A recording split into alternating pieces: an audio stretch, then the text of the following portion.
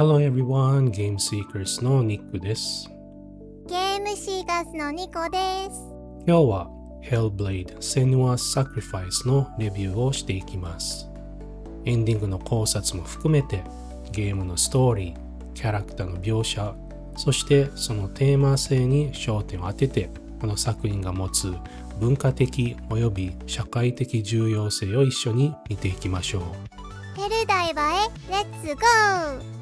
ニコ、それは FPS ゲームだよ。Hellblade はケルト神話と北欧神話にインスパイアされたストーリー重視のアドベンチャーゲームだよ。さて、ストーリーから見ていきましょう。Hellblade Senua's Sacrifice はケルト族の戦士セヌアが主人公のアクションアドベンチャーゲームです。彼女は精神病を抱えながら愛する人の魂を救うために北欧神話の世界を旅します。精神病ってどういうこと？セリーヌは心の病気を持っているの？ニコ、セリーヌじゃなくてセヌアね。そしてその通り、セヌアは幻聴や幻覚に悩まされているんだ。これがゲームプレイ体験に大きな影響を与えることになる。ゲームの舞台は紀元8世紀頃で、セヌアは愛する人ディリオンの魂を救うために北欧の地獄ヘルヘイムに向かいます。彼女は精神的病に苦しんでおり、その症状は幻覚や妄想としてゲーム内で表現されています。セヌアの旅は彼女の内なる悪魔やトラウマと向き合いながら、彼女の心の中に存在する暗黒の声や幻影とも戦うことになります。現実と幻想の独特な世界を体験できる。セヌアのキャラクターは非常に細かく描かれており、ゲーム開発者は心理学者や精神障害の経験者と協力して、セヌアの体験が現実の精神疾患を反映するように作られている。ゲーム全体を通じて彼女の感覚、認識、行動に影響を与える要素として組み込まれている。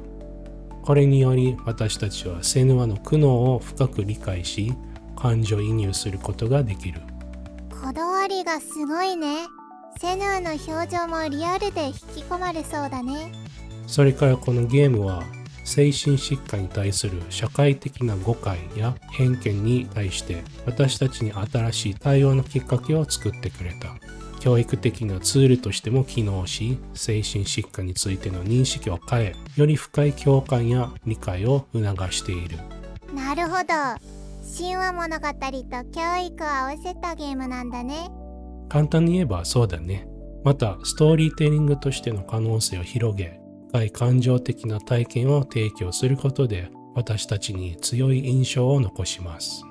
セヌアのまん丸い目が頭から離れない。